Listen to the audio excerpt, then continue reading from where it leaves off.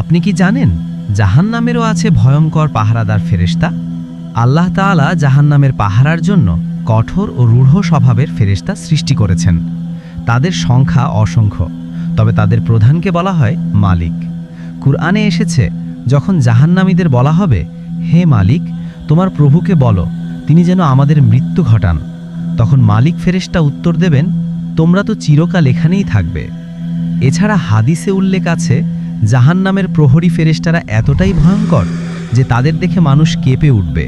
তাদের বলা হয় গিলজান, অত্যন্ত শক্তিশালী ও নির্মম পাহারাদার, যারা কখনো কাউকে পালাতে দেবে না।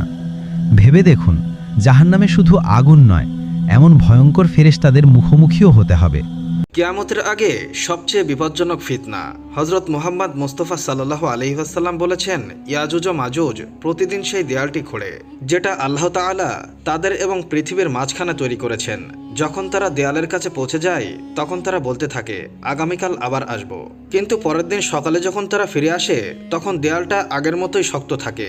তারপর একদিন তারা বলবে, ইনশাআল্লাহ আগামীকাল এটা শেষ করব, এবং পরের দিন সকালে সেই দেয়াল ভেঙে ফেলবে। যখন তারা দেয়াল ভেঙে পৃথিবীতে প্রবেশ করবে, তাদের সংখ্যা এত বেশি হবে যে তারা পুরো নদী গিলে ফেলবে। তারা প্রতিটি পাহাড় ও উপত্যকা চূর্ণ বিচূর্ণ করে ফেলবে। পৃথিবী ফিতনায় কেঁপে উঠবে।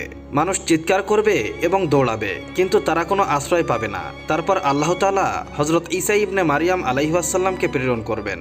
হজরত ঈসা আলাইহিসসালাম আল্লাহর কাছে প্রার্থনা করবেন, এবং তারপর আল্লাহ তাআলা ইয়াজুজ মাজুজের উপর একটি বিশেষ পোকা পাঠাবেন।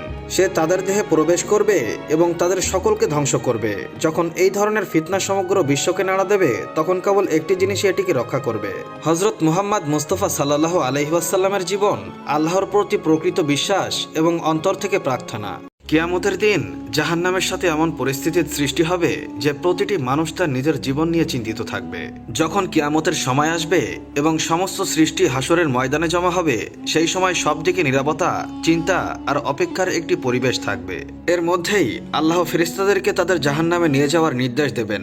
তারপর হঠাৎ দূরদিগন্তে একটি লাল এবং কালো আগুনের ছায়া দেখা দেবে। এমনকি বড় বড় হৃদয়ও কেঁপে উঠবে। প্রত্যেক ব্যক্তি বুঝতে পারবে যে এটি সেই জাহান্নাম যার প্রতিশ্রুতি দুনিয়াতে দেওয়া হয়েছিল। যখন জাহান্নামের কাছে আনা হবে, তখন তার সাথে 70,000 শিকল থাকবে, এবং প্রতিটি শিকল 70,000 ফেরেশতা টানতে থাকবে। এই ফেরেশতারা হলেন সেই সব যাদের বিস্ময় এবং মাহাত্ম্য দেখে মানুষের শিরায় রক্ত জমে যেতে শুরু করবে। তাদের উপস্থিতি নূরের আলোয় ঝলকাতে থাকবে, এবং তাদের মুখমণ্ডলে থাকবে এক অদ্ভুত কঠোরতা ও একগুঁয়েমি উজ্জ্বলতা। যখন তারা জাহান্নামের আগুন টেনে নিয়ে যাবে, তখন জাহান্নামের আগুন তার দিকে ঝাঁপিয়ে পড়বে, কিন্তু তাদের উপর এর কোনো প্রভাব পড়বে না। হাদিসে উল্লেখ আছে যে কিয়ামতের দিন জাহান্নামকে কথা বলার ক্ষমতা দেওয়া হবে। তার একটি জিহ্বা, ঘাড় এবং কান থাকবে, যার মাধ্যমে সে তার অবস্থা প্রকাশ করবে। যখন মানুষ জান্নাত ও জাহান্নামের দিকে মুখ করবে, তখন জাহান্নাম আল্লাহ তাআলার কাছে প্রার্থনা করবে, হে প্রভু, আর কোনো পাপী ব্যক্তি আছে কি? আর কেউ কি আছে আমার ভেতরে প্রবেশ করতে পারে?